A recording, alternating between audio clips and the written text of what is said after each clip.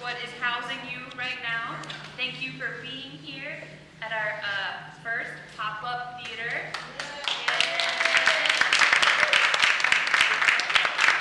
So this is a collaboration with Greensboro Bound. Whoa! Which is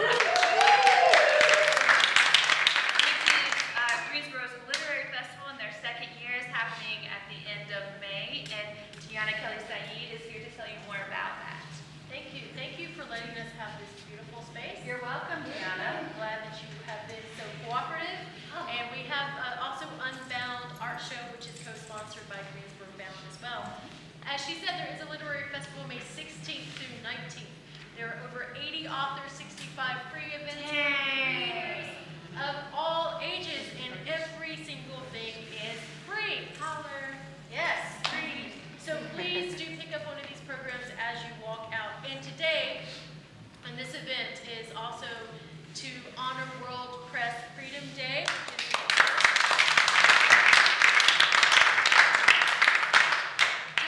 Really quick, journalists are under threat in the United States. Millions of us here in this country are losing access to local news coverage, and we cannot take free press for granted. These are the underpinnings of a democratic society.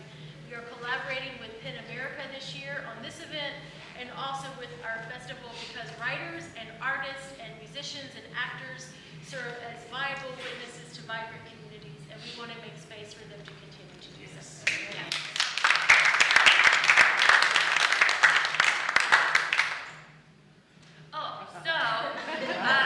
First up in our segment thing, pop-up theater program is scrap metal, and Carrie Mubarak is here to tell you more about what scrap metal is and what they will be presenting to you.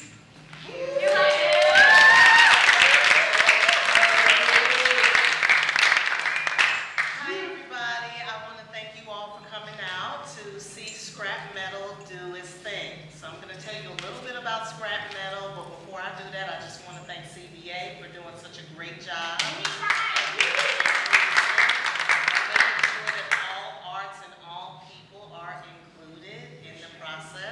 So I really want to thank you for that. I want to thank Steve and the folks down at Scuppernong for doing such a great job.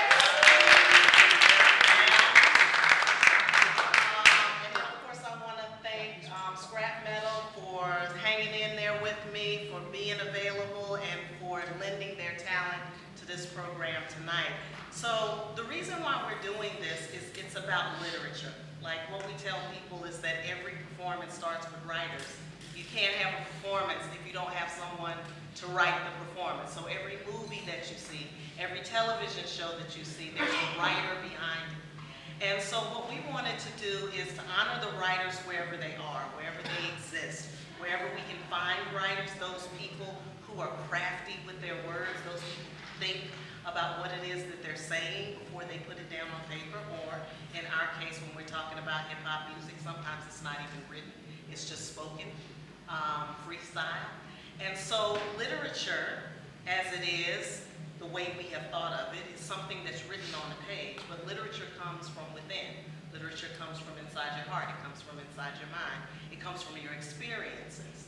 And so Street Corner Shorts was intended to be performed on street corners. We are doing it here tonight for CVA for its programming, but we will perform it on the corner the way it's intended to be performed at 8:30 at Lewis and Elm Street. So if you're headed in that direction on your first Friday trek, make sure you come down at about 8:30 and you will see this done a little differently. So this performance is a time-based performance. It is also intended to send a message. And so what happens is there is a performer on each corner, and then they perform, and then they shift corners, and they shift corners, and they go in a clockwise position until they hit every corner, okay? But the intention is to send that energy and send those words and send those vibrations into that space, because corners are very significant to us as a people, and they're also significant in your everyday life, okay? They're also significant spiritually. That's a whole nother project. So anyway, I'm going to take this moment to introduce you to our performers. Scrap Metal devises theater. Scrap Metal creates its own performances. We also train actors in this area. We go wherever we feel like talent is, just like we try to find literature on every corner. We try to find talent on every corner. We know we're not New York. We know we're not Chicago. We know we're not LA, but what we know is that we have talent in North Carolina. So Scrap Metal is all about trying to find the talent and develop the talent, and hopefully they can move out and into some other markets and then bring people back, because we know we have it here. So we are really people that are on stage today have been with us for quite a while. I'll introduce you first to Angela Williams-Tripp. She is my partner at Scrap Metal. She has over 30 years experience. She has more experience than I do in the theater. She taught me everything that I know. She got me invested, and vetted. Okay. I'm not gonna talk about that. Anyway, I want to introduce Otis. Otis Simpson is not a veteran to this. I mean, he's not a new person to the stage, but he's new to Scrap Metal. So he's been with us for this project. Adrian Allen. Adrian Allen has been with us for what, 3 months, 4 months, something like that. Adrian Allen. Retired military, going into his second career as an actor. We have Caleb Kurtz. I'm not gonna talk about Caleb, but when we first were introduced to Caleb, Caleb was 4 years old. So he has recently returned to our fold, and now he's 14. We have Tony Browley. Tony Browley has been with us 2 years, 3 years now? 3 years. Another veteran, doesn't look like a veteran, does he? All right, this is Makai Johnson. Makai Johnson, also 4 years old. About 4 years old. He came with his mother, Karen Johnson. Karen Johnson was performing. Her older daughter was performing with us. And at that time, Makai was just kind of tagging along. But everywhere I went, he was right here. And every time something went wrong on stage, Makai was like, Miss Carrie, weren't they supposed to be stage left and not stage right? I said, that's exactly right. And so I called him my assistant director, and he's still that when he wants to be. And then we have Jackie Harris Sanders. Jackie Harris Sanders has been in Greensboro since 2001. Okay, great. So I'm not going to take up too much of your time. I want to just share with you that all of the pieces that you will see here are by hip-hop artists that we have identified as great storytellers and great lyricists, and those people who we think represent good literature in our community. So without further ado, ladies and gentlemen, I present to you Scrap Metal Entertainment Group and Street Corner Shorts.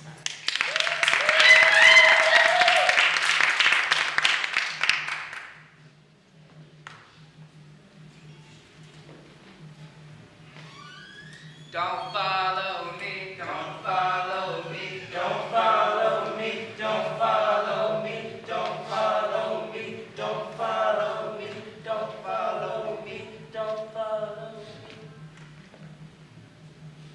I don't want no picture with the president. I just want to talk to the man. Speak for the boys in the bando, and for my brothers never walking again. I apologize if I'm harping again. I know these things happen often, but I'm back on the scene. I was lost in a dream, and as I write this, another team is gunned down in Austin. I've been building me a house back home in the South, and you wouldn't believe what it's costing. And it's fit for a king, or a brother who can sing and explain all the pain that it cost him. My 16 should have came with a coffin. Forget the fame and the fortune. Well, maybe not the fortune. But one thing's for sure though, the fame is exhausting. That's why I moved away. I needed privacy, surrounded by the trees in the Ivy League, and the students recruited highly, thinking you do you, and I do me. The crib, it's got a big old backyard. We stand outside and pass cigars, laughing hard, thankful that their friends are platinum star. And in the driveway, there are no rapper cars, just a little something to get us back and forth. Welcome to the shelter. This is pure. And we'll help you if you've felt too insecure to be the star that you always knew you were. Wait, I think the police is at the door. So much for integration. Don't know what I was thinking. I'm moving back to the south side. So much for integration. Don't know what I was thinking. I'm moving back to the south side. I walk alone, you know I walk it alone. I've always been on my own, ever since the day I was born. So I don't mind walking alone. Oh, I walk alone, you know I walk it alone. I've always been on my own, ever since the day I was born. So I don't mind walking alone. Eyes closed, eyes open. Great, another day, here we go. It's like I woke up late in the Truman Show. Living life without a care, mean poker face. But I'm forced to play here until I get up out of here. Move like a wanted man with a bounty on his head. Work alone, sleep alone, eat alone, daily bread. Counting on my fingers till they're red. How you gonna judge a man in the shoes of another man with a broken leg? I walk alone, you know I walk it alone. I've always been on my own, ever since the day I was born. So I don't mind walking alone. I'm in a chess match. I'm in a death trap. I'm trying to find out where the eggs in the nest at. I'm in the slow lane. I'm on my Cobain. I'm in a new spot trying to run an old game. I'm the snake in a garden of bones. I'm the loner that's in the world of clones. I'm the piece that don't belong. I walk alone, you know I walk it alone. I've always been on my own, ever since the day I was born. So I don't mind walking alone. The longest road I'll probably ever be on. Road to perdition. Guess I'm finna get my plea on. I pray these wings strong enough to carry me on. I promise every day felt like as if it took an eon. Walk alone, talk alone. Get my Charlie Parker on. Make this mark alone.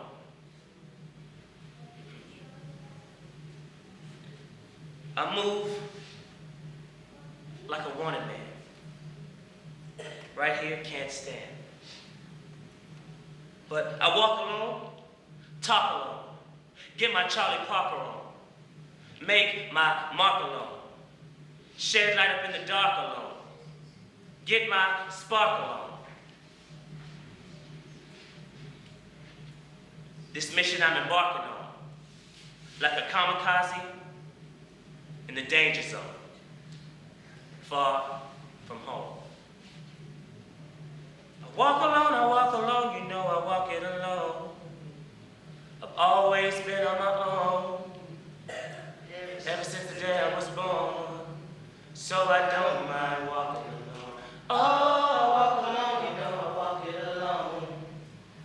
Ever since the day I was born, ever since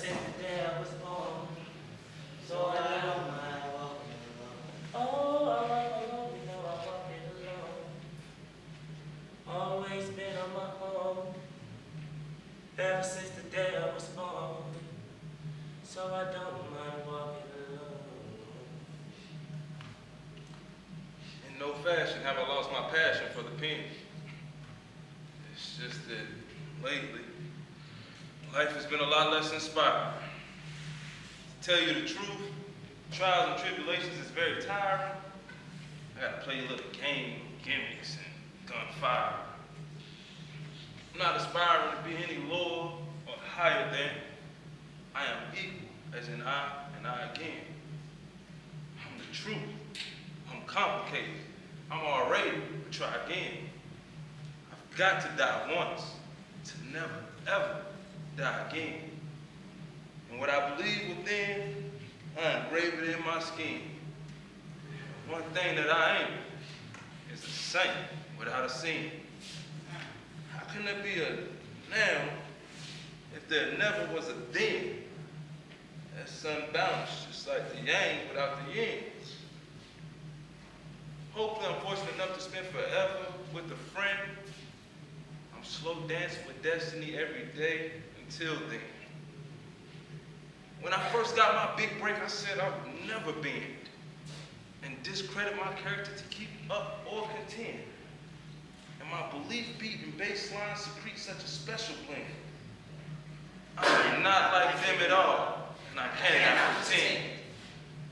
I'm not like you at all, and I cannot pretend. I get off on an extension of comparing comprehension.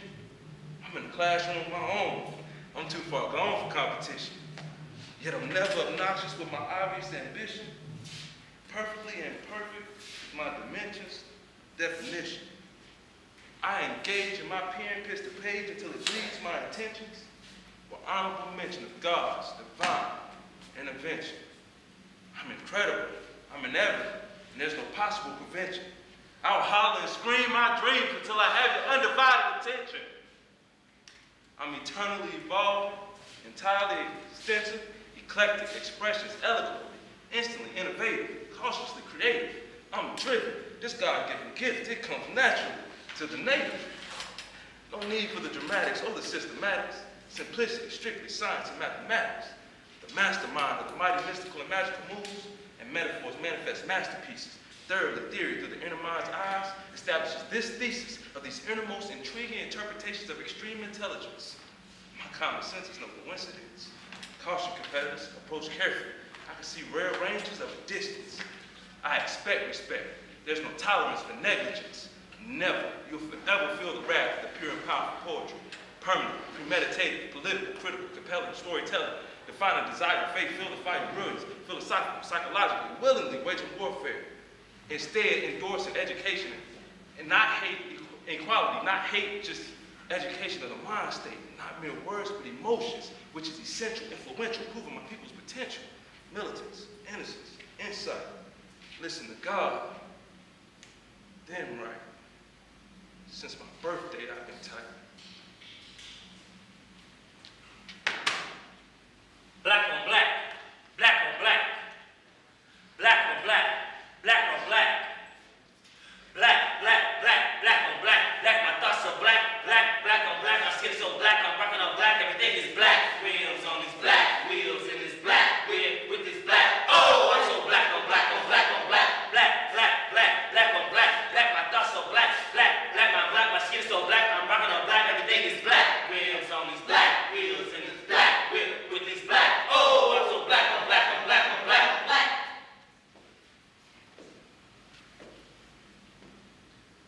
I feel like Trayvon with his black hoodie on. Huey P. Newton, Black Revolution.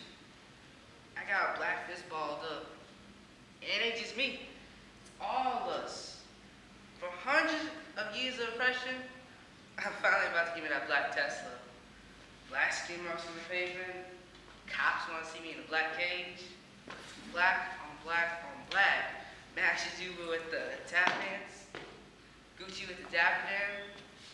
Riding on a diner with my black max. Just another black man trying to stay out the casket. Black don't crack. Matter of fact, where are my 40 acres at? Black. Black on black. Black. Black on black. Black, black, black, black on black. Black, my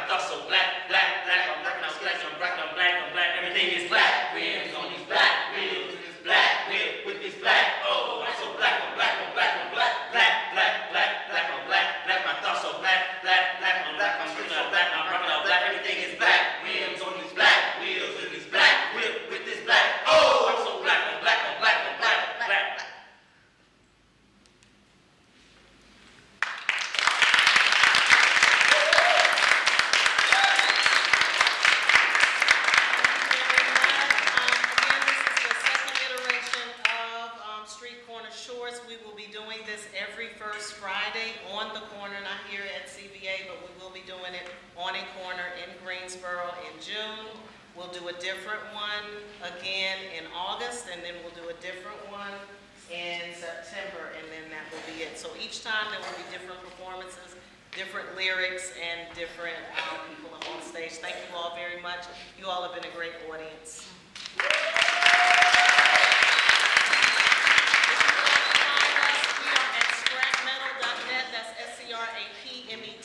And if you're on Instagram or any of the other social medias, we're at Scrapple.net. Thank you very much. Thanks. Now, I'm going to welcome to the stage Ibrahim Saeed. He is a 17-year-old junior at Brinsley High School.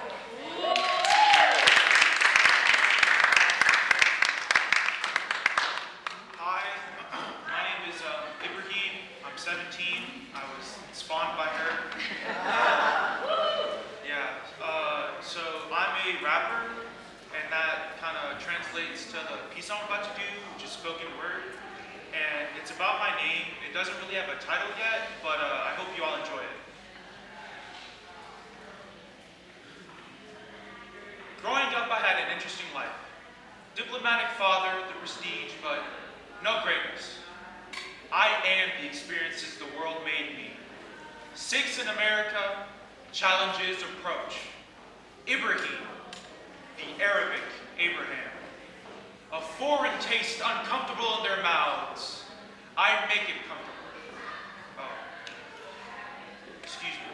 A foreign taste uncomfortable in their mouths. Shades of the same nature. I try to correct, but no, just defeat. Abraham in America, solidified in stone, until love between parents vanish. Ibrahim in UAE, with fatherly love. Love replaced by religion, religion replaced by discomfort. A discomfort that shakes the air, vibrations pushing me far away, far enough to America. Discomfort replaced by anger. Anger replaced by threats, threats that stick. I wear that sticker. I own that sticker. It reads, patience. Back to America, 8th grade. Ibrahim, the Arabic Abraham. A foreign taste uncomfortable in their mouths. I make it comfortable. Ibrahim in America, solidified in stone. Thank you very much.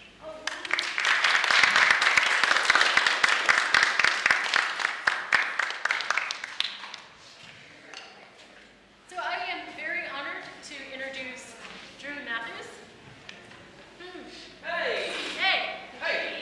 And he will tell you a little bit about who he is and his studio. All right. Hey guys, I'm Drew, and believe it or not, you actually have a pretty successful film studio here in Greensboro. We specialize in working with kids that are, who knew? And we actually have some really talented kids, and several of the TV stars that are from North Carolina actually train with us here right by the Iron Hen Cafe. And we have a little place there, a private studio there. And we're going to do just a couple of very short film-related scenes for you tonight. And we're going to start out with all our generations here. We have our middle schoolers, and then we have me. I'm going to do a little one, and then I have a very dear friend of mine who's a teeny bit older than me. And so right now I'm going to give it up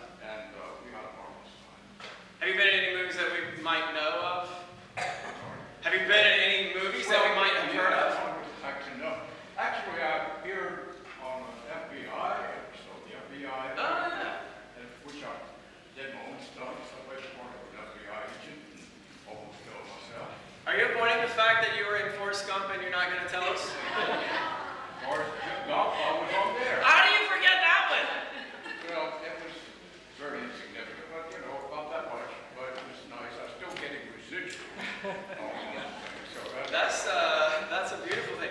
Bob has a monologue that I would love for you. I'd be honored if you could set it up for the audience and let them know what it's about.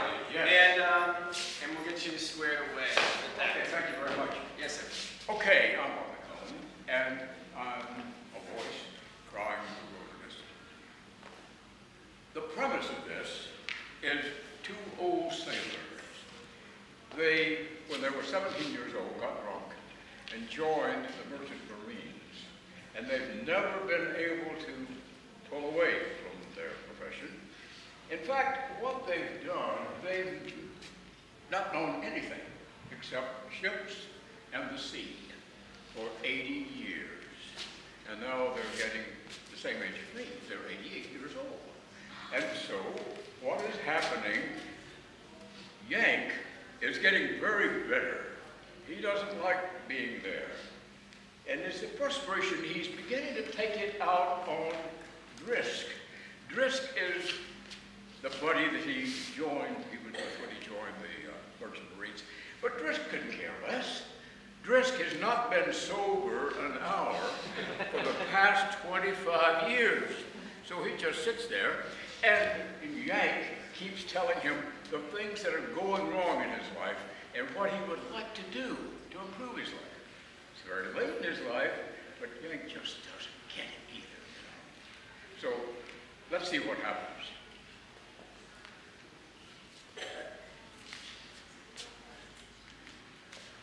It ain't no use, Drisk. I ain't call it change. But I ain't scared. And it ain't as bad as people think it is, this dying. You know, I've never put a whole lot of stock in these sky pilots, these preachers, all their preaching and stuff. And I ain't no religious man. But I know one thing. I know for sure that wherever it is I'm going, damn sure, can't be no worse than where I am right here. I hate to leave you, Lucy. But leaving this sailor life ain't going to be nothing to cry about. I mean, one ship after another, day in and day out, hard work, low pay, and God-awful grub. Then when we do get into port, we just get drunk, get in a fight, lose all our money, and then right back on that ship again. Going to where? Who the hell cares? Never meet nobody that we like, nobody nice, and traveling all over the world, and never seeing nothing that we like, and nobody out there that cares whether we live or die. I don't know. I've just been thinking about this a little bit, and I wonder just how it would be to live on dry land all your life, and have a farm and a house on it, some pigs, some chickens, and some cows, and away the hell out there, 1,000 miles from nowhere, and never seen a ship as long as you live. Wouldn't that be something? Wouldn't that be something? And then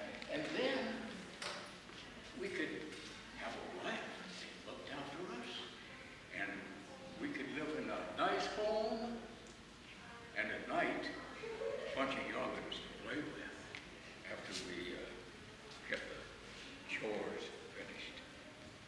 Wouldn't that be something? Wouldn't that be something? You know, I guess this sailor life is all right,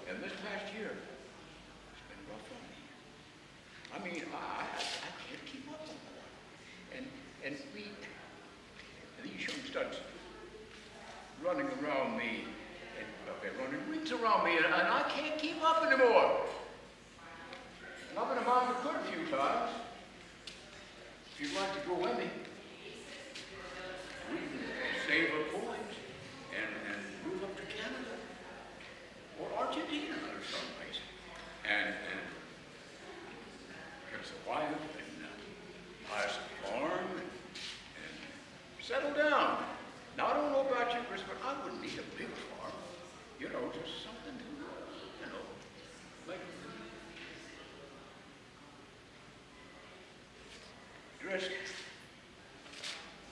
I've been wanting to tell you this for a long time, but I've been afraid you're going to laugh at me. Now it's too late. Something else, Frisk. Just Frisk. Frisk. God.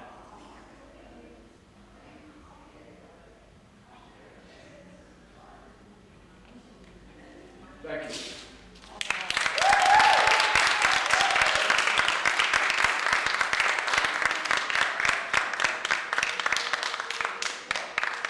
All right.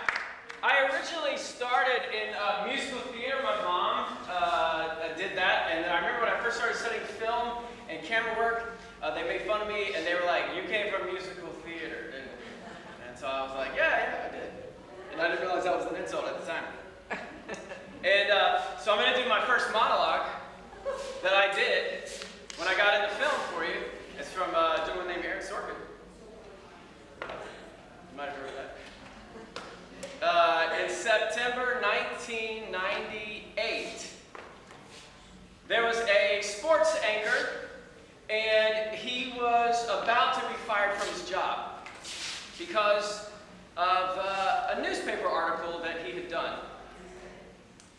And when he did that, he actually made a very bold statement. And he said that he thought there should be legalization of marijuana and recreational drug use. And in 1998, you shouldn't have said that. It's about to be like normalized now, but it's not. It wasn't then. And he was very passionate about his point of view and what he felt. And the executives brought him in and said, "You're going to go on the air, and you're actually going to apologize. And you've got 2 minutes to do it. And you're going to right this wrong, because we don't want to have someone like that working for our network." And they said, "The thing that troubles us the most is how specific you were with dates. You mentioned in the newspaper article the dates that you specifically stopped using, and any time that you had accidentally slipped up. And that is the sign of an addict, and our insurance policy doesn't cover that, and neither does your contract. So once we come back from the break, you got 2 minutes, apologize, or you're fired."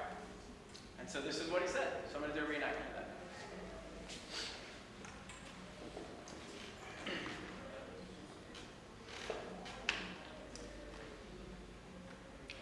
This network, the Continental Sports Channel, has asked me to clarify some remarks that were made in a publication that hit your newsstands earlier this morning.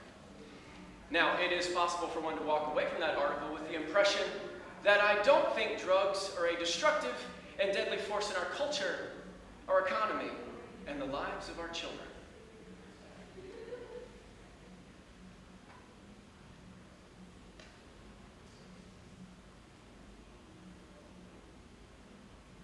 I have a younger brother named Sam. He's a genius. Literally. The first computer he ever had, he built with his own hands, from parts he bought, from the money he made tutoring other kids. Energetic, funny. He was a real source of pride for our parents and our family. There's no doubt in my mind he'd be living a wonderful life today if it wasn't for the fact that he's dead. Because when you're 14 years old, all you want to do is be like your 16-year-old older brother. And for me, that meant smoking a lot of dope. The day I went off to college was the day Sam got his driver's license, and he celebrated with his friends, drunk and high as a paper kite.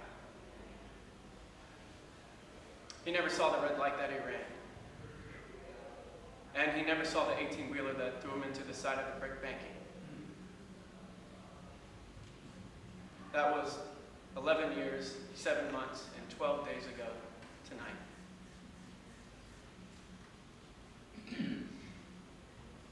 And I just want to say, I'm sorry, Sam. I apologize to you.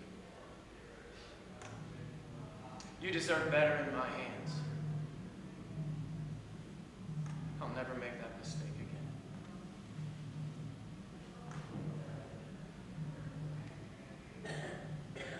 After the break, we'll have the complete wrap-up from the AFC North and local weather. You're watching Sports Night on CSC. Thank you.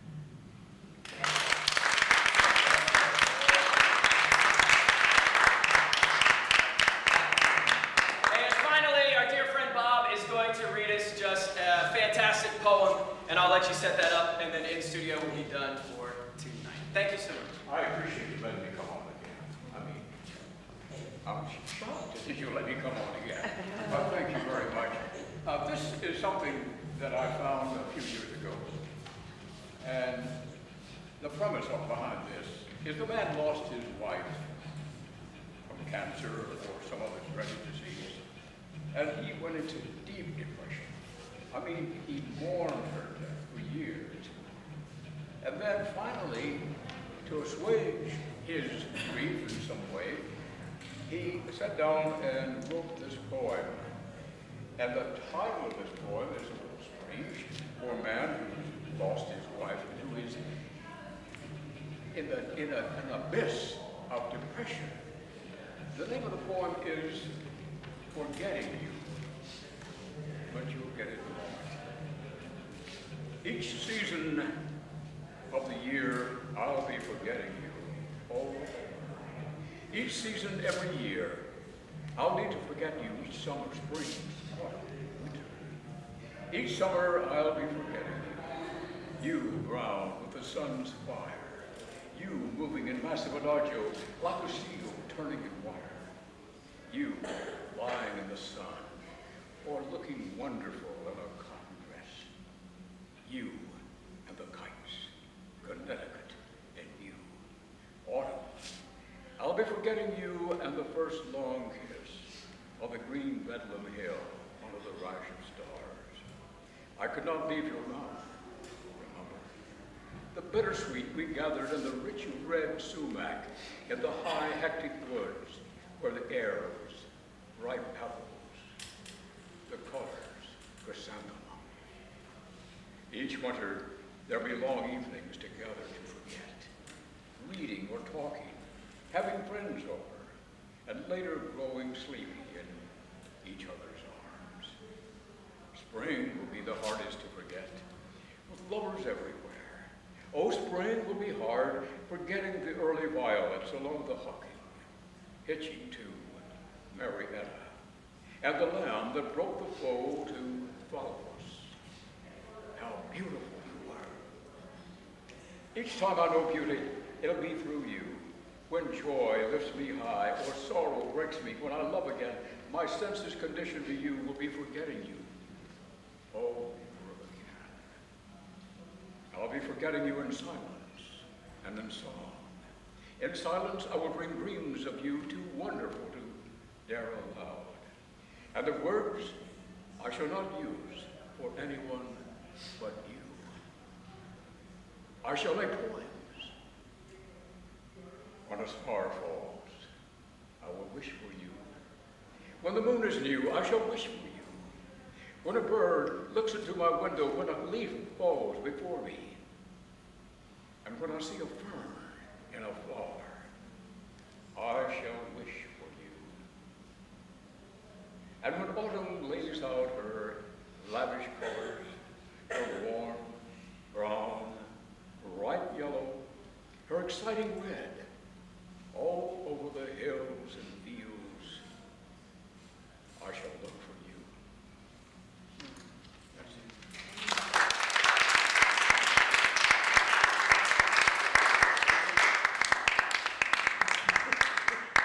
I want to thank in studio and the actors and Drew for coming out tonight. Thank you so much.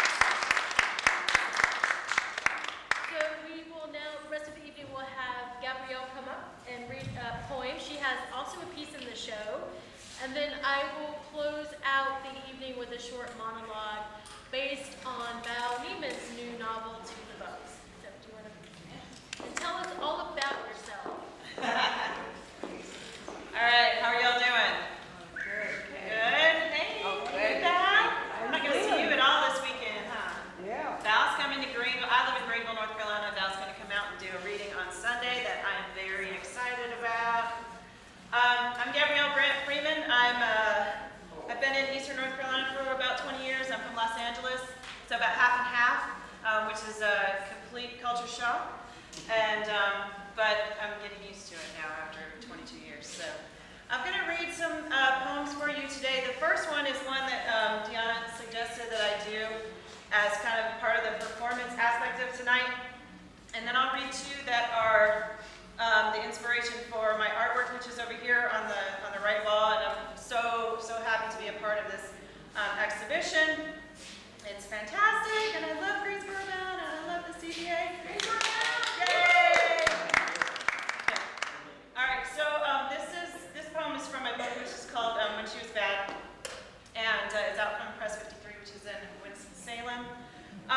This is from the story of Orpheus and Eurydice, and so if you're not familiar with the story, basically Orpheus and Eurydice fall in love, they get married. Eurydice dies because she's bitten by a snake, and Orpheus is a fantastic musician. He follows her down into the underworld, and his music convinces Hades to let him have another chance, but he can't look back at her. He can't look at her until they're above ground, and he can't hear her footsteps, and so he gives into temptation, and he turns around, and he loses her forever. And this is my take on the story. I tend to write about women and women's issues most of the time, and more so since a couple of years ago. So, but this one is about, I take the myth, and I'm also a trained opera singer, and my voice type is, I get to play the witch, the whore, or the old woman, typically, which are the most fun roles. But I also get to play pants roles, which is where a woman dresses up like a man, and so I'm playing with that idea, and also with the idea of gay marriage in this particular poem, and how that when I wrote this, it wasn't legal. So that was quite a long time ago. So there's a little bit of opera in this, and the singing is from an aria by Gluck, which is called Che farò senza Eurydice. And I'm going to have to redo that. All right. So this is called To Go Without. Breasts taped down tight, she dresses for her role. Creased black trousers, charcoal button down, hair slicked back in a tight braid. This Orfeo will weep.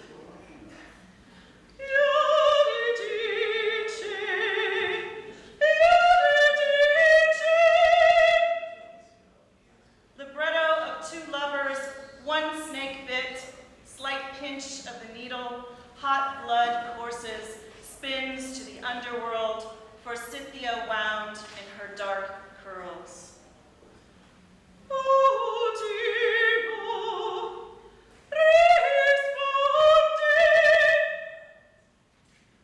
Voice lifted in lament, Orfeo defies tradition, follows her one-day wife down. Eurydice, specter, all sweat and ice beneath the ruined lace. Rispondi.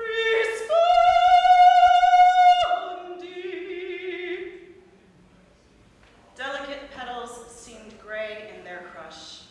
Orfeo kneels in Elysium, unbraids her hair.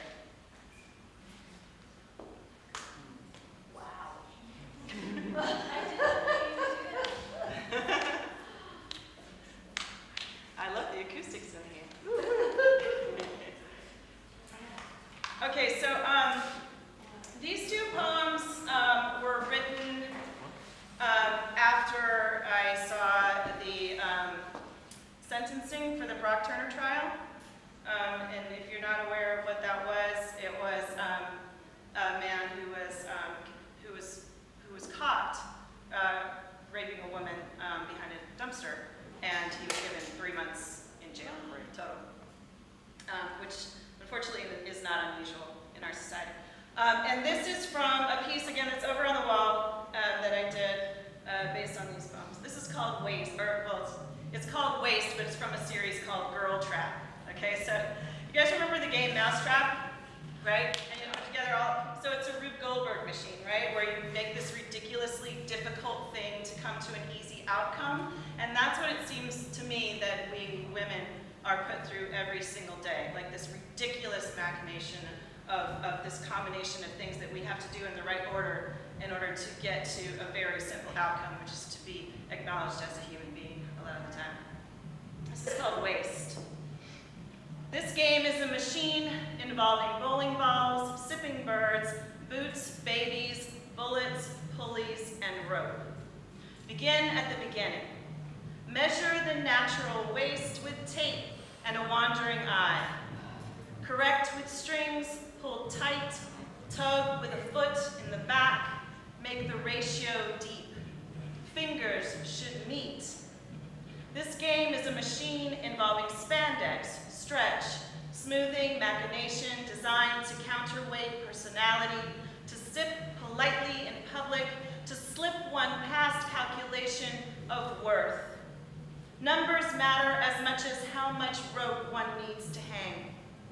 Measuring tape as noose strung. This game is a machine involving verbs, to bind, to gird. Shush of strings laced, waist to hip, waist to bust ratio, slip. Rope smokes. The trick is a boot to the head. Hold her down. It's better if she can't breathe, a waste of breath. When she faints, waspish, the device is a couch with a low back. Trigger ligaments. Her knees will bend, conscious or slippage. Push, shove, wrists together and knotted rope. Hoist. This game is a machine involving display, reckoning, salience of the feminine. Reckoning an hourglass, easily turned, manipulated middle. Hurry up, please. It's time, she's waking up, and rope leaves a mark. If she thinks it's a trick of her mind, if she thinks she can't remember, slip, it's better. It's what she gets for threads strung together, loose, wasted, calculate the number drunk.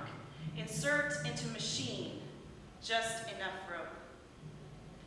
This game is a machine involving knotted strings, apron and otherwise, and insertion means the ratio of consent to obligation, degradation, violation, slips. Just lay there. Think of anything else. Babies, how waste products of trees keep you alive, how machines think. Not how did you get roped into this, not how did you swallow the ideas of ties as love. More hurry up and get it over with. What is the ratio to daydreams? More wonder what your waist looks like from behind. And would you have a lasso, braided strings at your waist? Slip this bit into your rebel mouth. And the second one is called Evening is to Girl. And this is the same series. Most of the women I know sleep with a weapon. A crowbar between the headboard and the bed, a hammer just under the mattress. Truth? We've been women all our lives. Baby, we know our misogyny. Our trust has a honed edge, always woke. Because we've lain awake, insomnia as much a weapon as a curse, listening in the dark, a mass of sibilant shadow, lain awake in our beds, listening for the floorboard creak, the debate raging in our heads. It's safe now, trust. But we know everything's a weapon. Best learn the truth early. Sweetheart, wake up.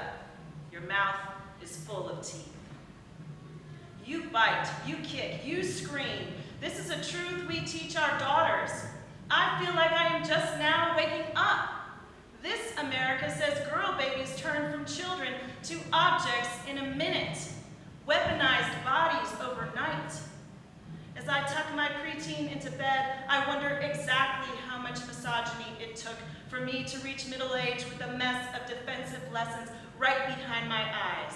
Don't trust any man. Keep keys between your fingers to gouge. Best stay sober. Yell fire, not rape. Our boy babies wake one sudden morning as licensed weapons, each and every one someone's baby. It's true, Every morning, mothers wake their babies, lock and load for the bed that has been made. Hush, little baby, don't say a word. Papa's gonna miss the point. The mockingbird's voice is a weapon for which a diamond ring is no substitute. I am a grown woman. I am a little girl, awake in the dark, tucked into my bed and quiet. Something lurks in the dark and my bed crouches. My ears are trained to hear my baby's breathing, to hear each distinct footfall. I am awake in my own bed, in my own house, mistress to fear. Papa's going to teach you a truth. The weapon that you know is better than the weapon you miss. Evening is to girl as silence is to truth. They tell you you better hush. Baby, choose your weapon. Thank you.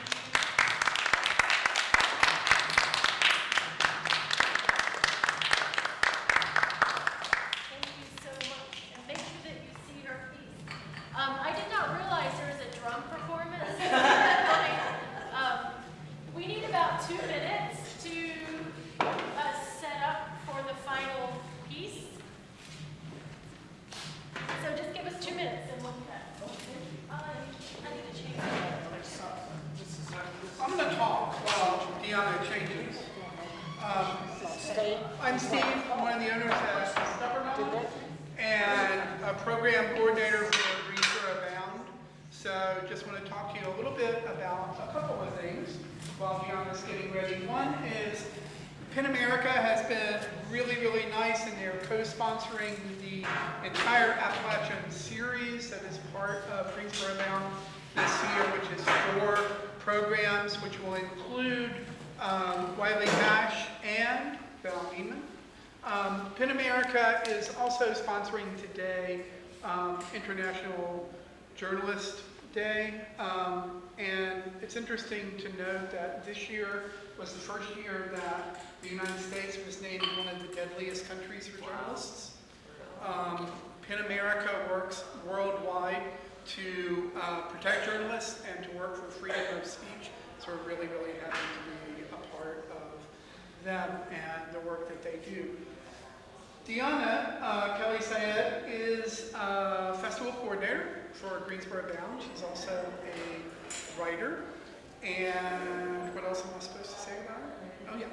She's going to be doing a kind of condensation of a scene or two from Val Neiman's book, To the Bones, which can be pre-ordered at Scupper Books, by the way, because it doesn't come out until just before the festival. We will have them at the festival, but it comes out just before that. To the Bones is a kind of eco-horror mystery thing, tall tale, mini. It's a hybrid work.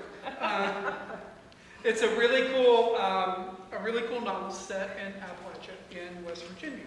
And Val Neiman teaches at A&T, and she was a journalist in West Virginia for a number of years, right? So now I'm supposed to set up this scene, okay? Oh, by the way, there are these cards in the back that come from Penn America about the free press. Check one out. Lorena? Did we decide? Lorena is the female character main female character in To the Bones. An out-of-town journalist. In this scene, an out-of-town journalist is in Lorena's kitchen investigating the disappearance of an environmental activist, Susan, who is researching the Broad River pollution due to an acid mine blowout from a coal mine. The fictional county has many secrets, including one that directly impacts Lorena. We'll wait. Well, my name's Lorena. One of those silly West Virginia names, got it from half of my mama, Louisiana. Add them together, you get Lorena. I was born here in Redbird, and I'll probably die here sooner or later. You don't want to be here unless you're from here. But if you're from here and you've got any sense, you just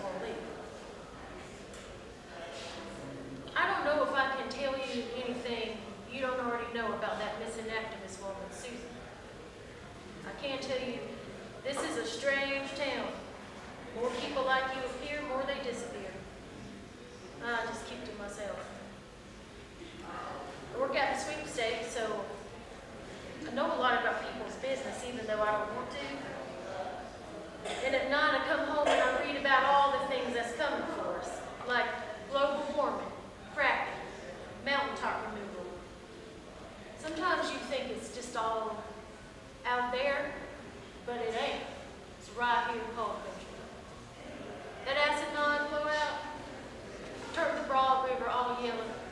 You can't even dip your little finger in the river. It'll wash the skin right down to the bone. Nobody's seen a river poison like that. Yellow's the reason Miss Susan came here in the first place. The reason she's missing. It's the reason my daughter's missing.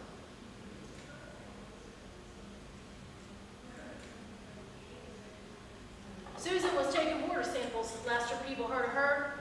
They said she was on to something, was going to make some sort of big announcement. Well, next day, she's gone. Couldn't find her car, nothing. You and some pretty little city girl with a ponytail goes missing, people pay attention. More than some local girl, right? I can't keep talking to you. Ain't no good gonna come from it. I'm just gonna show you to the door. You know, life is funny. Like sad funny. You think everything is going in one direction. You think you know how everything works. Then the river turns yellow. Your little girl goes missing. And everything changes. You know what the police said? They said she probably ran off with the man. Now, she wasn't a little plastic doll, and I did that with her daddy, but we just don't disappear. Just don't stop calling our mamas. That wouldn't like her.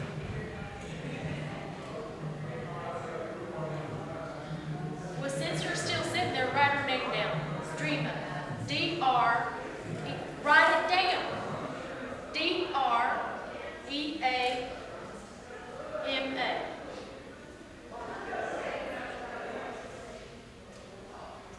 I'm going to tell you something off record. You put that little recording device thingy away. Put your pen down. I know those Kavanaughs had something to do with my little girl going missing, just like I know they had something to do with Miss Susan's disappearance. There's a mine crack here, and it's full of bones. Not cow bones, not horse bones, but the bones like what you and I have. Now, I can't tell you who told me, but I can tell you who was the last person who crawled out of that crack alive. And if my daughter's dead, which she ain't, but if she is, she'll be down there. And I bet you that's where Miss Susan is too. God knows who else. And you don't call the police for your vows. Never. The Kavanaughs, they own everything. Everything. They own the air, the water, the jobs, schools. They own the coal around here. They own people and how they live. They own my mom and my daddy till the day they died. My daddy never took one day off from the mines. Now, my daughter's missing. That's it. That's it. You know, I have to be careful what I say around here, because those Kavanaughs have their ways. Their ways aren't always good. I don't care. I don't care. I don't care what kind of evil those people have under their skin. I don't care what kind of gods they call on. They took my girl. They can't take anything else from me. I'm done. They can't take nothing else from me.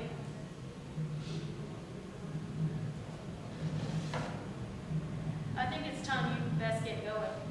You need to be careful with the questions you ask around here. Those Kavanaughs, they have their creatures, and they will find you. You need to be of town before the sun goes down. Don't stop at the gas station either. That's where people like you go missing.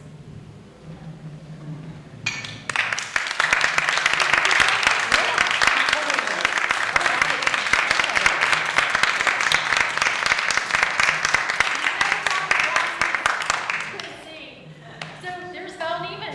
And I want to thank you for trusting me with this material. Oh, you did a phenomenal job. Very Thank good. you. Phenomenal.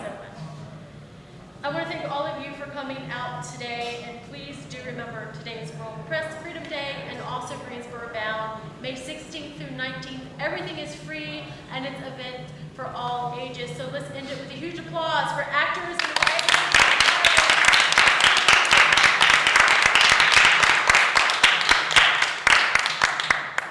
All right. Oh my goodness. I walk alone, you know I walk it alone. Always been on my own, ever since the day I was born. So I don't mind walking alone. Oh, I walk alone, you know I walk it alone. Always been on my own, ever since the day I was born. So I don't mind walking. Black on black. Black on black.